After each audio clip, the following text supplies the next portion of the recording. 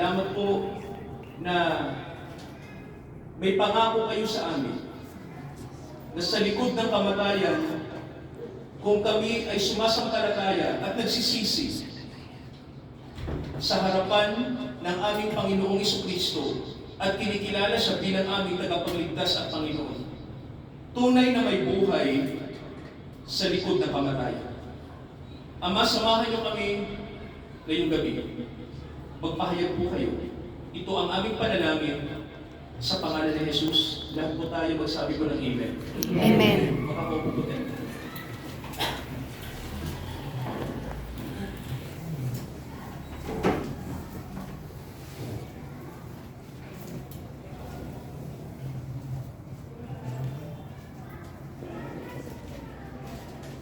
Muli po, purihin ng Diyos at ating pong patiin yung ating mga katabi. Sabihin po natin, God bless you. Sabihin po natin. God bless you. Ayan. God bless you.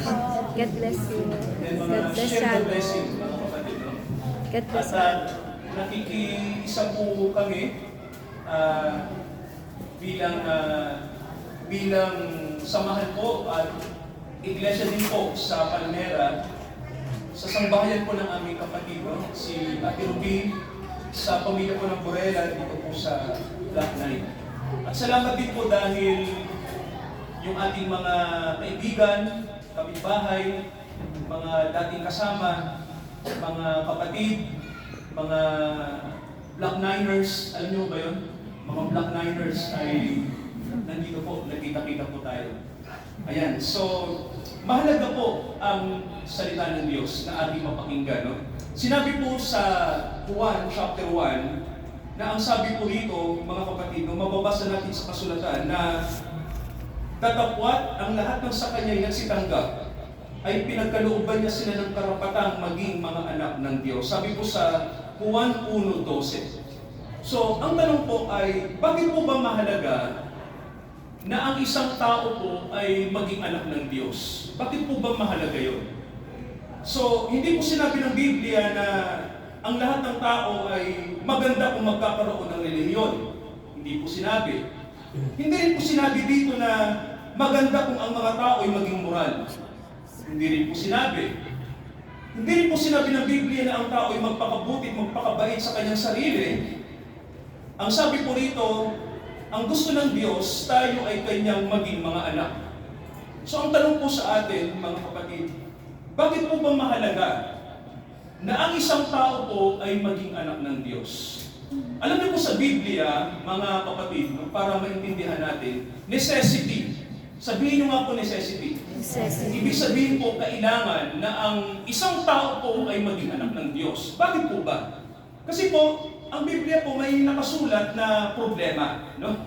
May problema po ang tao. Alam niyo po ba kung ano yung problemang yon? Mga kapatid, basahin ko po sa inyo yung nakasulat sa dito po sa sinabi mismo ni Kristo sa Ebanghelyo ni Marcos. At samahan niyo po ako dito. Dito po sa Marcos, at babasahin ko po yung nakasulat po sa chapter 7, at ito po yung nakasulat sa verse 21.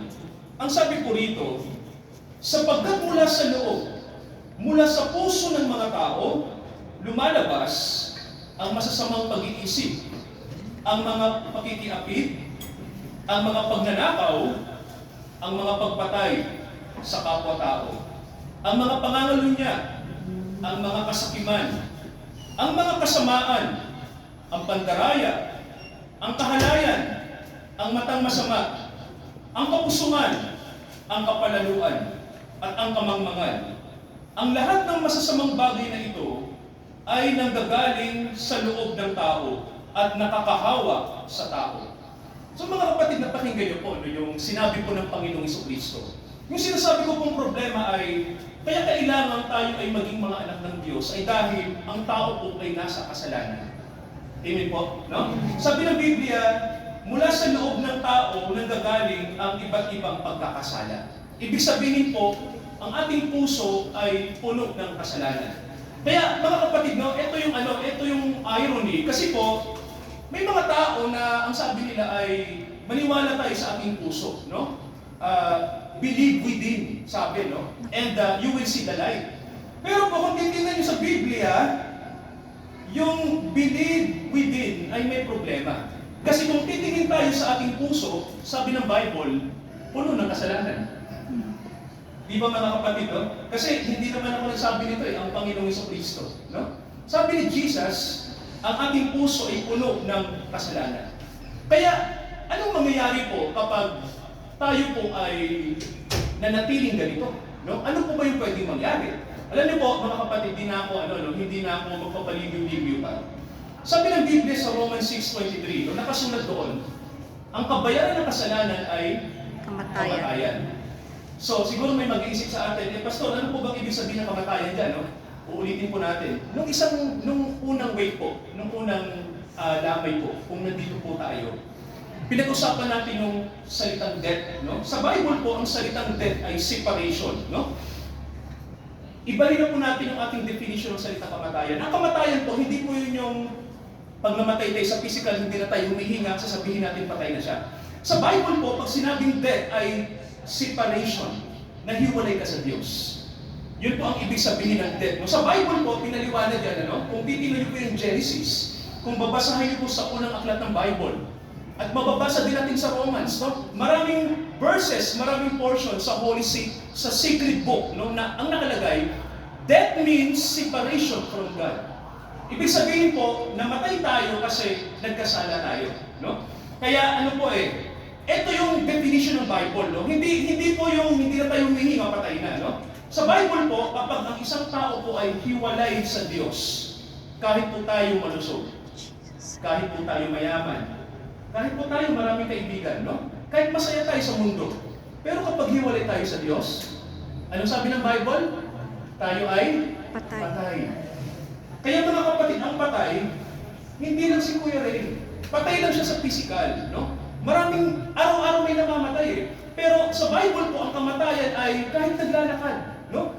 Kahit tayo ay malusog sa physical. Pero kung tayo po ay patay sa spiritual, patay din po tayo. Kaya, meron akong tanong sa inyo mga kapatid, no? Mahalaga ba na bigyan halaga din natin ang ating spiritual? Ano pong sagot? Amen. Opo. Ulitin Yes. po natin. Mahalaga ba na bigyan natin ang halaga ang spiritual? Yes po. Opo. Tama po mga kapatid, no? Lahat ba tayo dito ay nakakarinig po ng mga sermons, homily sa church?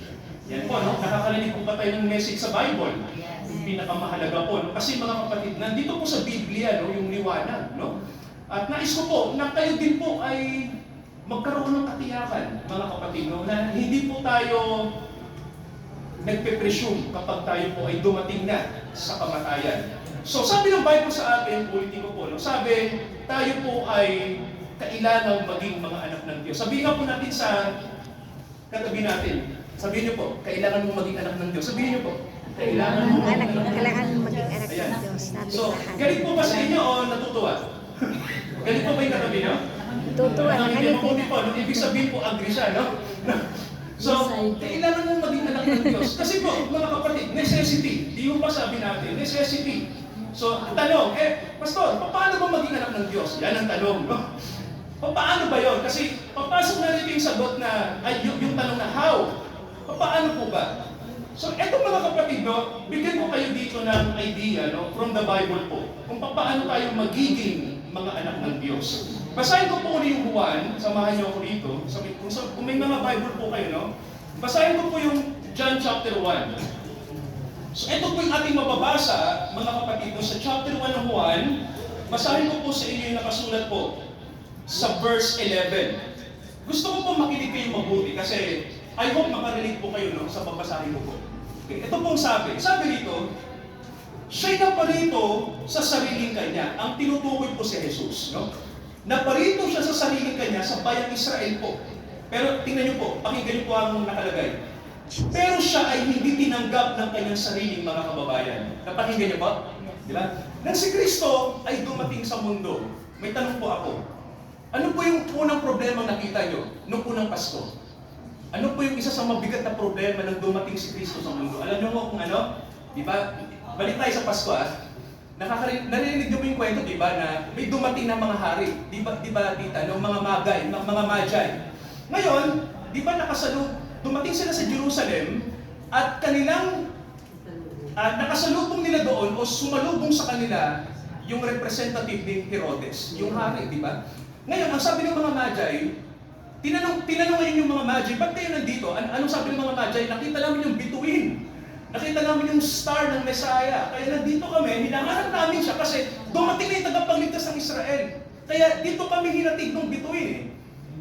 Hinahanap namin siya. Ngayon, di ba sabi ng hari, kailan nyo nakita? Anong sabi ng mga Magi? 2 years ago. Ano sabi ni Haring Herodes? Hanapin nyo ha, para pag nakita nyo, sumbong nyo sa akin, sabihin nyo, para sasambahin ko rin siya. May tanong ako, yung po ba talagang intention ni Herodes? Di ba hindi? Ano pong intention niya? Patayin. Patayin, tama, Antino? Patayin. So, ibig sabihin, dumating ang tagapagligtas, pero yung representative ng Israel, hindi siya tanggap. Tama po ba? Si Herodes. Ibig sabihin, umpisa pa lang, rejected na si Jesus. Mga kapatid, may tanong ako, no? Pinanganak ba siya sa sapsaban? Yes. Tingnan niyo po kung paano siya rejected. Nung mga anak na si Maria, nanganak ba siya sa magandang kwarto? Wala nang papatuloy. Tama. Saan siya pinanganak? Sapsaban. Sapsaban. Kulungan ng mga hayop. Walang nagpapatuloy. Pinakamababang lugar. Pinakaaba. Ito yung mabagsik, mga kapatid, no? Nang si Jesus ay 33 anyos na. Ito, batang-bata to, no? 33 anyos. Ano pong ginawa sa kanya? Pinako Mga sa kapatid, sa pinatay. na yun. Pinatay. Pinako sa Tama po, no? krus. Ang Panginoong Jesucristo po ay pinatay. Pinako siya sa krus sa edad na 33. Ibig sabihin po, ang ating Panginoon, batang-bata. Mga kapatid, no? Batang-bata siya nung mamatay. 33 po. Sino na po dito ang 33? Lampas na, no? Walang ano, no? So baka may iba sa ating 33, no? Ano po yan, ano? Magandang po yung symbolism na yan, ano? 33, no? Kasi po, mga kapatid, batang-bata nang mamatay ang Panginoon. At sino po yung nagpapatay sa kanya? Mismo yung kanyang mga kababayan. Hindi po ba, no? Ang Israel din, no? Yung mga religious leaders ng panahon niya. Kaya po si Jesus, ang ating Panginoon po, rejected noon pa. Ngayon po, ito tanong, bakit pastor? Kasi unang-una pala, hindi na sila naniniwala sa kanya. Tama po ba? No? Wala silang faith. Wala silang pananampalataya, no? Sa tingin nila, may relihiyon na kami. So, sino ka? Ang sabi sa kanya, di ba, anak ka lang ng kapitero? Lumaki ka nga kasama namin eh. Kalaro ka pa nga namin eh. So, sino ka para magsabing ikaw ang Savior? Hello? So, umpisa pa lang po, rejected na siya. Ngayon po, ito sabi ng Bible. Pero sa mga sasampalataya sa kanya, ano pong sabi? Mga kapatid, basahin ko pa Okay. Sabi po rito ng Bible nakalagay, datapwat, ang lahat ng sa kanya ay nagsitanggap o sumampalataya. Yun pong ibig sabihin. Pinagkalooban niya sila ng karapatan na maging mga anak ng Diyos. So may tanong tayo. Yung mga sasampalataya sa kanya, anong pong pangako ng Biblia? Anong pangako mga kapatid? Maging Tama anak. po, magiging anak ng Diyos. Ngayon baka sabihin natin, madali lang pala. Di ba na? Madali lang pala sumampalataya. Naniniwala ako, okay na yun. Well, hindi po yun ang kahulugan, no? Kasi mga kapatid, babasahin pa natin ang Bible, no? Pakinggan niyo po ang sabi pa ng Bible, no? Sabi rito, itong nakasulat, no? Pagdating sa pagtanggap. Sabi po rito, nakalagay, pinagkalooban niya sila ng karapatan na maging mga anak ng Diyos sa makatuwid ang mga sumasampalataya sa Kanyang pangalan. Sabihin niyo nga po, pananampalataya sa pangalan ni Kristo. Pananampalataya sa pangalan ni Kristo. So, ito mga kapatid, itong statement na ito yung basic sentence para ang isang tao ay magkaroon ng kaalaman sa kaligtasan. Amen po ba? Ibig sabihin po, kung tatanungin niyo ko, Pastor, ano bang daan sa kaligtasan? So, sasabihin ko lang sa inyo, no, simpleng-simple, faith in the Lord Jesus Christ. Pananampalataya kay Kristo. Madali lang pala eh. Well, mga kapatid, tingnan nyo kung madali Tingnan natin. Basahin natin yung susunod pang talata. Ito ang sabi, verse 13. Ito na. Sila'y pinanganak, sabi rito, sila'y pinanganak, hindi sa pamamagitan ng dugo, hindi sa pamamagitan ng laman, hindi sa pamamagitan ng kalooban ng tao. Tingnan niyo po ang sabi, kundi pinanganak sila ayon sa kalooban ng Diyos. So mga kapatid, bakit biglang ganun yung talata, no? Sabi ng Bible dito, ang lahat ng sa kanya tumanggap ay, ano pong sabi? Pinagkalooban sila ng Maging anak. karapatan na maging Mga mga anak. anak ng Diyos. Ngayon, eto tanong, paano mangyayari yung tatanggapin ko lang ba siya? Well, mga kapatid, sinabi ng talata sa atin na mayroong cause, no? Mayroon pong pinanggalingan ang pagtanggap kay Jesus. Nakikinig po mga kapatid, no? Mayroon itong origin, no? Mayroon itong pinanggalingan, no? Ano po yun? Sabi ng Bible, kapanganakan muli. Nakikinig ba? Nakikinig ba mga kapatid? No? Ulitin ko po Ang pagtanggap po sa Panginoong Jesucristo, ang pinagmula nun, kapag ang isang tao po ay na-born again. Amen po? Pag Amen. pinanganak na muli, ang Bible po nagsabi. Ibig sabihin po, ang kapanganakan, tinuturo ng Bible to, no, malinaw, ang kapanganakan ay hindi sa laman, sabi ko rito, hindi ito ay sa kalooban ng tao. Nakikinig po? No? Hindi ito galing sa atin. Ang sabi, kapag ang isang tao ay pinanganak ng Diyos, sabi ng Bible, makikilala niya kung sino si Jesus. Amen po ba? At dito, tatanggapin niya si Jesucristo. Nakikinig ba nga kapatid? No? Naiintindihan niyo po ba yung pinag-aaralan po natin? No? Ulitin po natin ang pagtanggap kay Jesus ay ito yung resulta ng pagiging born again. Ibig sabihin po, pinanganak ka ng Diyos. Dumating ang Holy Spirit sa iyo. Nang dumating ang Holy Spirit dahil ikaw ay nanalangin, tinanggap mo siya, or ikaw ay hinanap mo yung katotohanan kung sino si Jesus, binuksan ng Diyos ang iyong paningin, nagkaroon ka tuloy ng affection, no? Nagkaroon ka ng unawa. Sabi niyo nga mga kapatid, unawa. No? Unawa. Nagkaroon ka ng liwanag. Yun ang ibig sabihin nun, ano? Naliwanagan ka, at doon mo na-realize na si Jesus ay anak ng Diyos.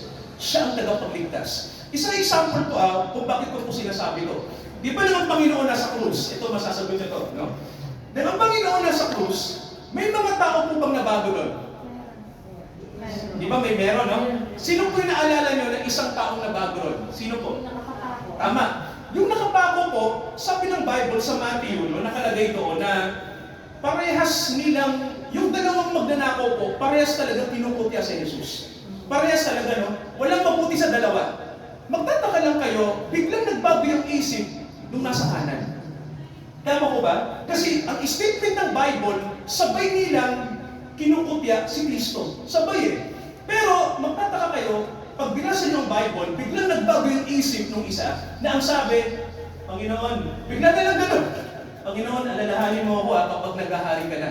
May tanong ako, bakit nagbago yung isip niya? Bakit bigla niyang tinanggap si Jesus na hari niya? Ano kaya nangyari? Di ba nung unan, kinukutya niya rin? Ano po sa palagay niyo kung bakit? Alam niyo kung ano? Di ba mga kapatid, sabi ng Bible, pag binuksan ng Diyos ang unawa natin, amen po ba? No? Kapag binuksan ng Diyos ang ating unawa kung sino si Jesus, doon natin makikilala na siya ang ating tagapagligtas, kailangan natin siya. Siguro po may mga tao, no, na iniisip natin na ganun pala yun, ano? Na Diyos pala ang nagbubukas ng puso. Tama po, no? Sa totoo lang po, mga kapatid, no?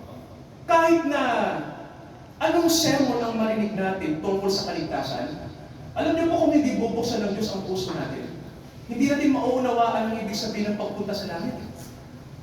Nakikinig ba mga kapatid, no? Pwede kasi tayong makinig ng homily, religious sermons, mga mensahe na pang-relihiyon.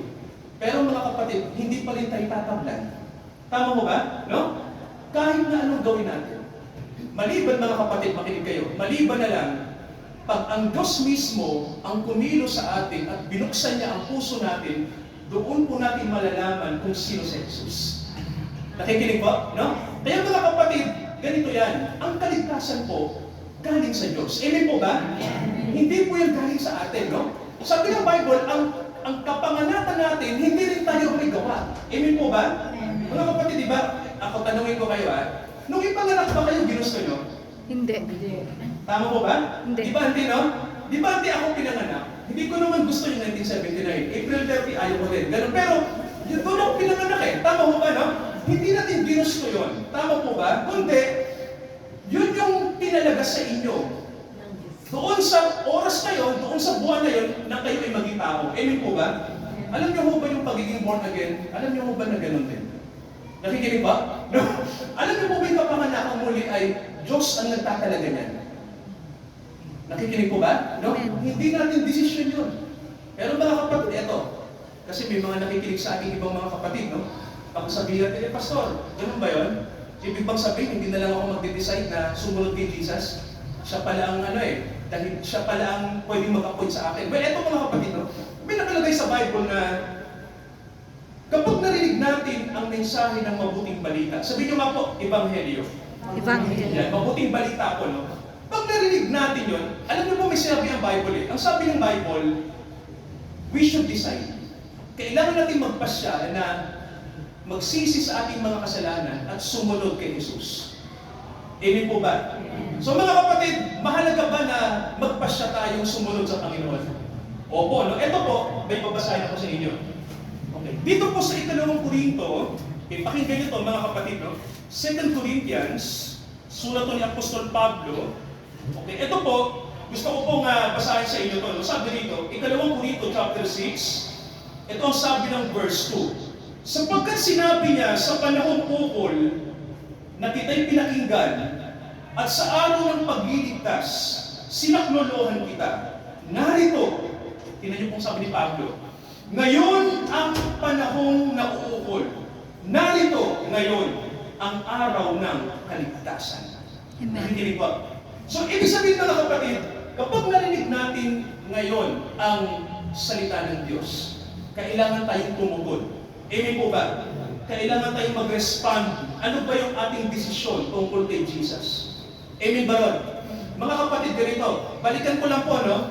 Balikan ko lang po yung sinasabi ng Bible. Bakit mahalaga na tayo yung dapat ipanganak na muli? Bakit po mahalaga yun? Kasi ano ang tao? Ano po tayo? Yes. Tayo po ay sinners. Alam niyo po, nakakabahala, no? Na ang isang tao ay mamatay nang hindi pinatatawad.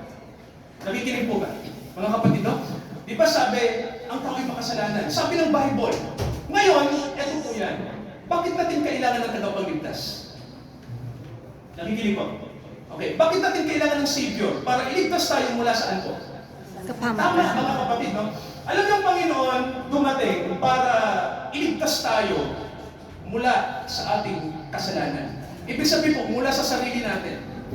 Mga kapatid, yun ang sinasabi ng Bible, no? Mula sa ating sarili. Ibig sabihin po, may problema tayo kapag hindi tayo na born again. Si Jesus po may sinabi siya, no? Sa John 3, mababasa natin ang sabi ni Jesus, ang taong ipinanganak ng laman ay laman lang, no? Ibig sabihin po, siya'y laman at laman lamang. Sabi ni Kristo sa atin nakalagay, pero ang ipinanganak sa Espiritu ay Espiritu. So ibig sabihin po, mga kapatid, ganito, pag tayo po ay namatay, na kung saan ang ating buhay ay hindi nababago, no? Hindi tayo na born again. Hindi natin kilala si Jesus ng personal. Wala tayong ugnayan sa Kanya. Ang sabi ng Biblia sa atin, tayo ay tuluyang mahihiwalay sa Diyos.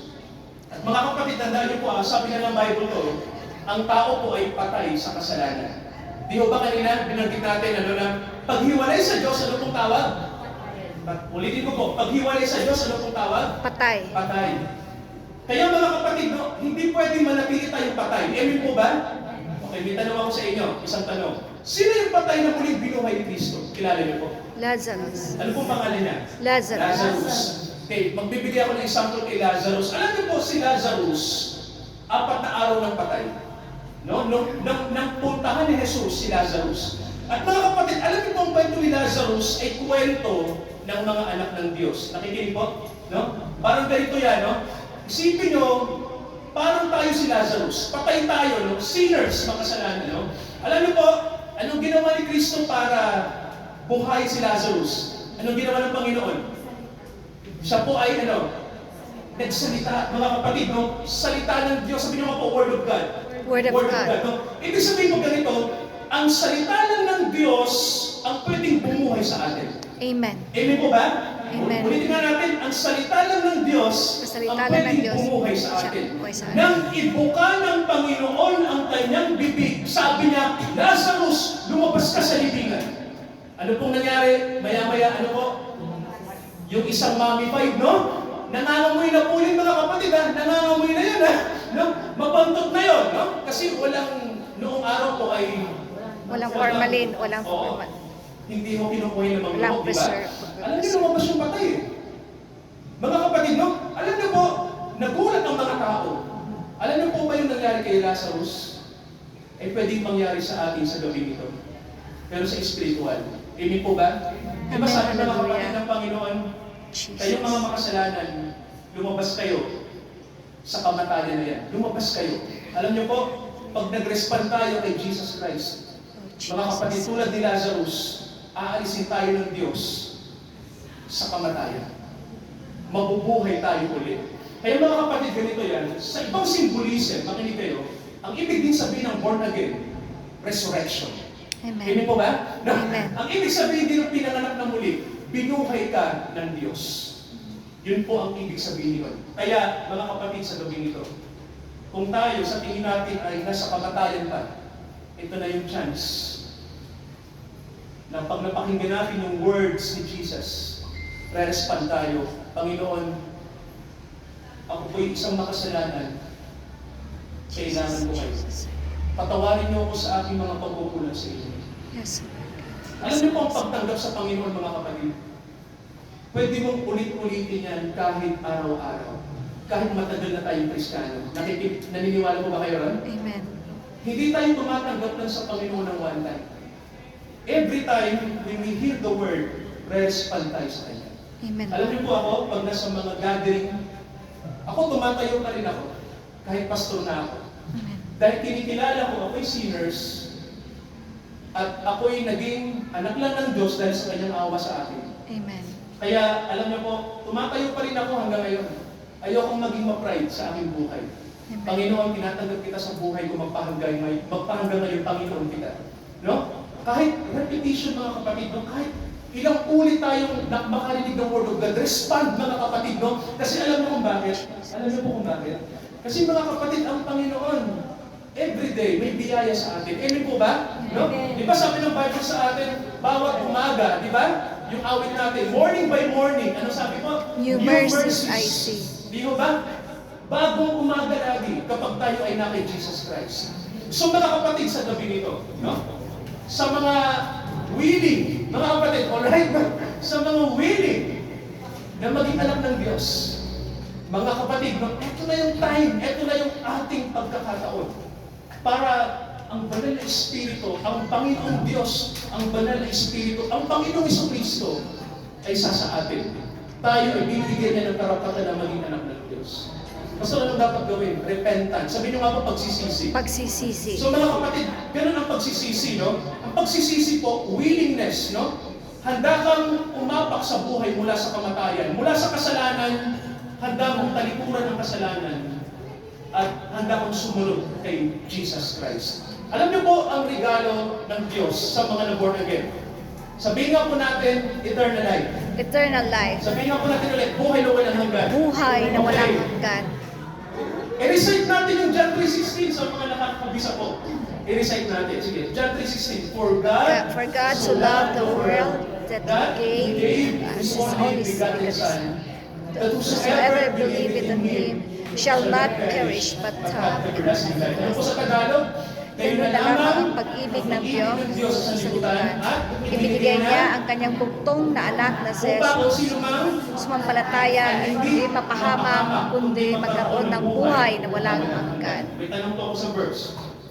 Kung hindi sasampalataya kay Jesus, mapapahamak po ba ang kaluluwa ng tao? Yes. Tama. May kapahamakan.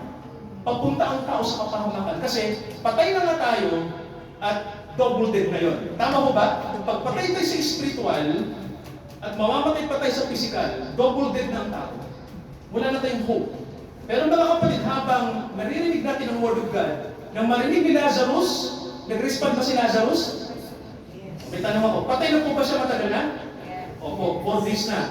Pero dahil sa salita ng Diyos, nagkakaroon ng buhay ang patay. Kaya mga kapatid, ay bilib ngayong gabi. May buhay na dumarating sa atin. Amen? May buhay na pinapaunawa ng Biblia na kapag ang salita ng Diyos binibitawan, may buhay na dumarating sa mga patay tulad natin. Amen. So mga kapatid, it's time. No? Habang may buhay pa, no? Habang may pag-asa, eto na yon. Mga kapatid, let us pray. Upo lang po kayo. Okay po. Sa mga nagnanasa po na mag-repent sa kanilang mga kasalanan at gawing Panginoon or handa siyang tanggapin, what I mean is i-accept si Jesus Christ na kanyang Panginoon at tagapagligtas. Mga kapatid, tumayo po tayo. Kung may nais po na siya maging Panginoon ang ating buhay sa gabi. Huwag po tayo mahihiya. Mga kapatid, praise God, hallelujah.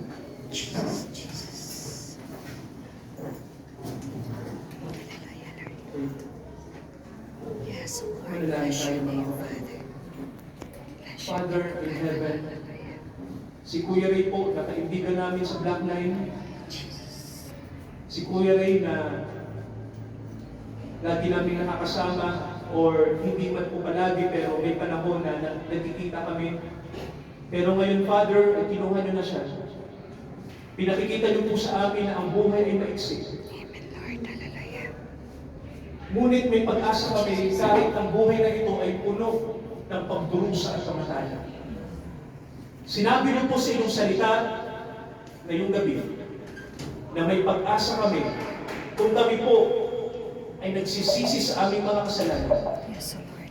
at tinatanggap namin si Jesus Christ na aming Panginoon at tagapagligtas. Father, nandito po yung mga souls na tumayo, Amen, Lord. yung mga kapatid namin, mga kaibigan namin, Jesus. na they've decided, Lord Jesus, Father in heaven, na pakilala pa kayo kung sino kayo sa buhay nila. Yes, Lord Jesus. Ama, pumasok nawa ang iyong Holy Spirit sa kanila. Buksan niyo ang kanilang puso't isip. At magkaroon sila ng personal relationship, Father, Yes, Jesus. sa inyong anak na namatay para sa aming mga Amen, kasalanan. Father. Ama, nandito po ang mga kaluluwa. Tumayo po sila. Ibig sabihin, Father, willing sila Hallelujah. na maging mga anak mo. Amen, Lord. Ama, kayo po may kapangyarihan to change their hearts Yes, para baguhin Jesus. kami. Hallelujah. Kaya nandito, Father, ang mga kapatid, ang mga kaibigan namin. Father, i-bless niyo sila. Baguhin niyo kami kung may mga karuhan pa kami sa aming mga sarili. Ito na ang time, Father God, na kami ay magkaroon ng katiyakan na kami mga anak niyo. Tunay po, nagagala kami sa gabi ito. Dahil ito'y celebration, hindi ng kamatayan, kundi Hallelujah. celebration ng buhay. Yes, Lord. I-bless niyo po ang araw na ito dahil ang gabi ito hindi gabi kundi araw. Yes. Ito'y umaga sa amin. Father God, nandito ang mga kapatid. Sundan niyo po ako sa panalangin. Jesus. Hallelujah. Dakilang Ama, Dakilang Ama. humihingi kami ng tawad sa lahat ng aming pagkakasala sa inyo. To us forgiveness for all the sins that we have. Lahat ng aming kasalanan, mula nang ipanganak kami sa lupa, magpahanggang ngayon. Patawarin niyo kami, baguhin niyo kami, gawin niyo po kami mga anak niyo. Ama, salamat po, ipinadala niyo ang inyong buktong na anak na matay para sa amin upang sa pamamagitan ng kanyang banal na dugo ay linisin kami sa lahat ng aming kasalanan. Salamat, Ama, na makapangyarihan kayo para baguhin kami. Yes, Lord God. Hallelujah. Narito, nagpapasya kami Jesus. na tanggapin si Jesus na aming Panginoon at tagapagligtas. Nawa, Ama, sa gabi ito, ang simula ng inyong liwanag na magliliwanag sa aking puso. Salamat po, may katiyakan na kami na kung kami po'y kukunin nyo anumang oras, dahil kami ay anak nyo na, Jesus. ay pupunta kami sa inyo. Salamat, Ama, sa gabing ito. Pagpalain po ninyo ang bawat isang nandito. Pagpalain nyo kami.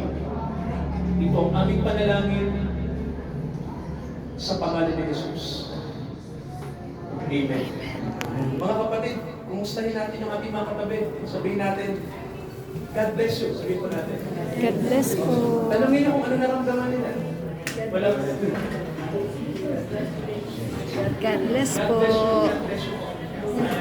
Mga kapatid, God bless you. Praise God. Ah, sige. Sige.